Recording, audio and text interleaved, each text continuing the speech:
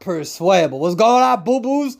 What's going on? So, I am going to play Among Us, and I'm going to play Imposter.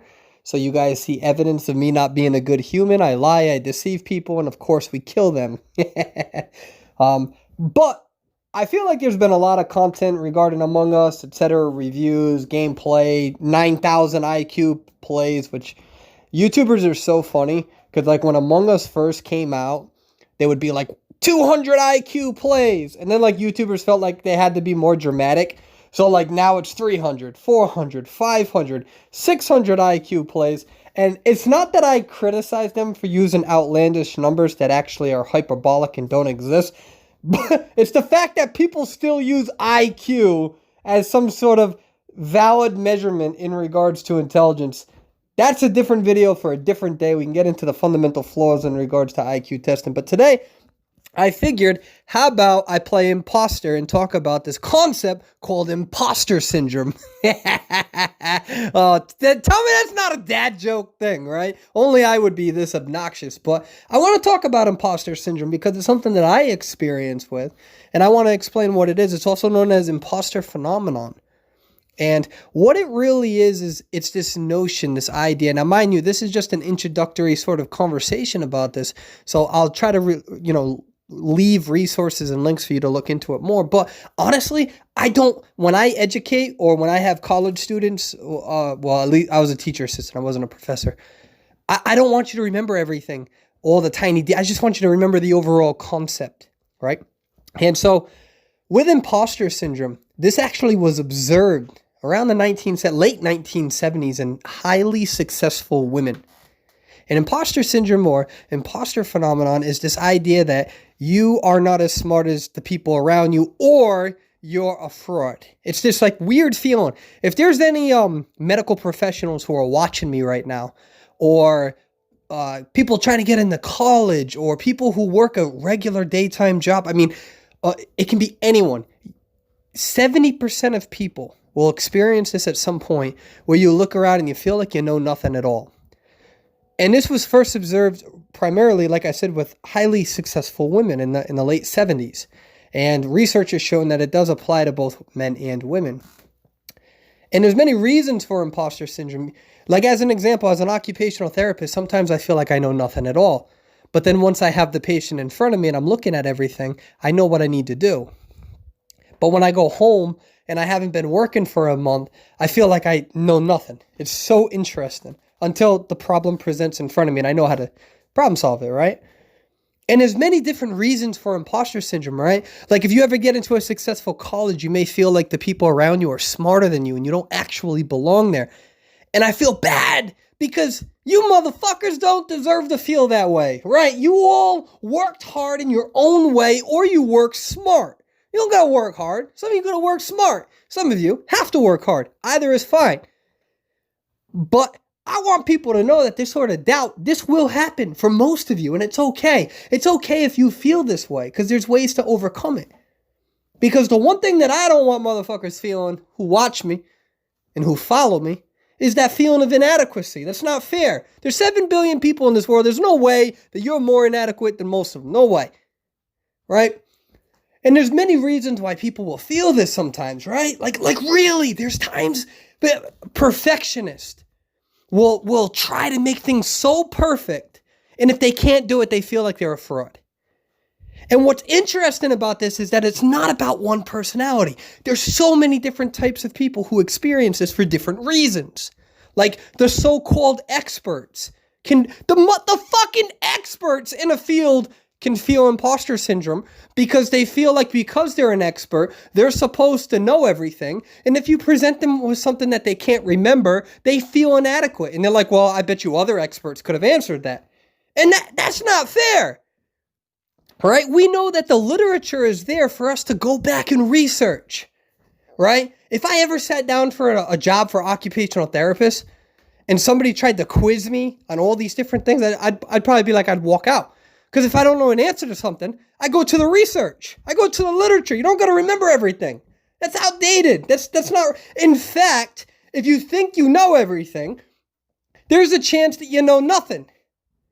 And there's a chance that you can fuck up a patient's life because you thought you knew something and then you kept doing it because of habituation and you never actually looked it up and you've been doing it wrong the whole time.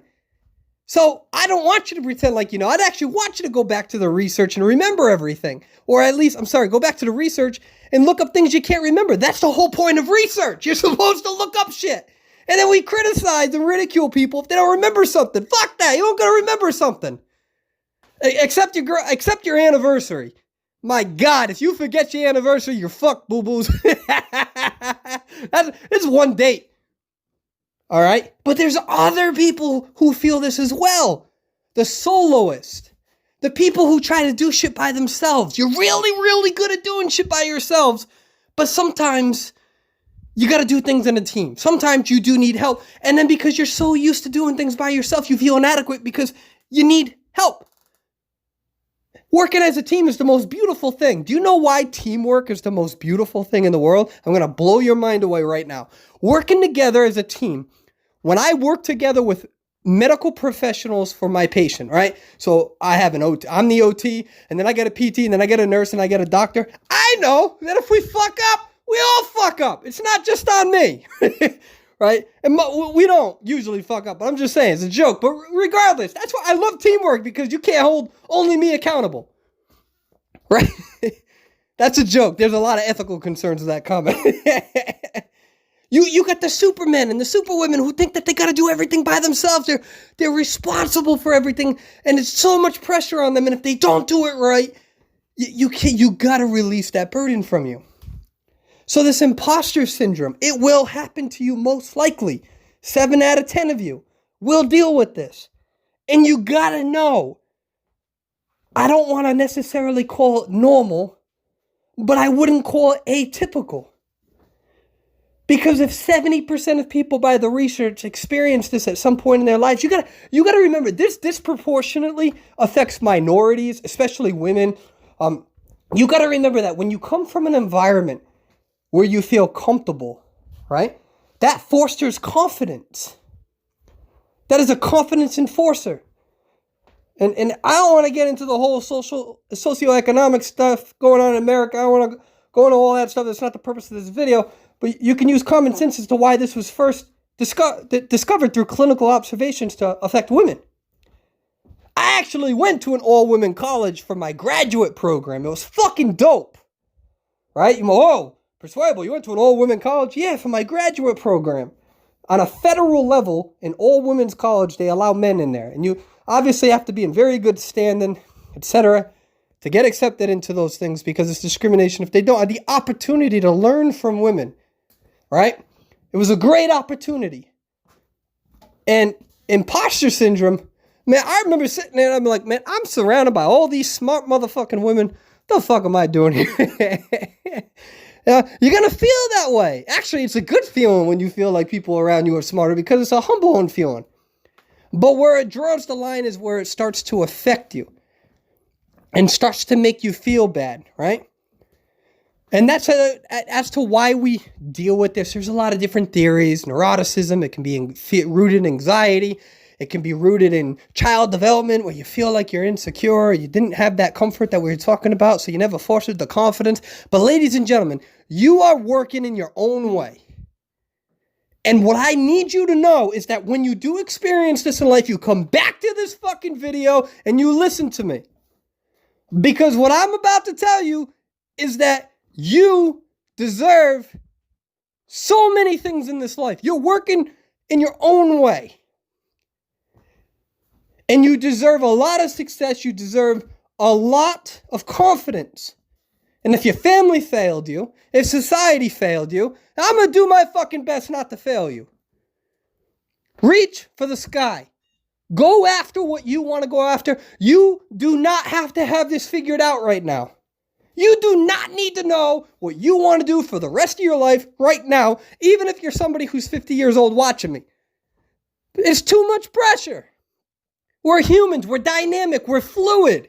The idea that a high school student should have their whole fucking life figured out is ridiculous. We know that the frontal cortex in our consciousness isn't even fully developed till we're 25. Our juvenile system based on 18 is outdated. It should be changed.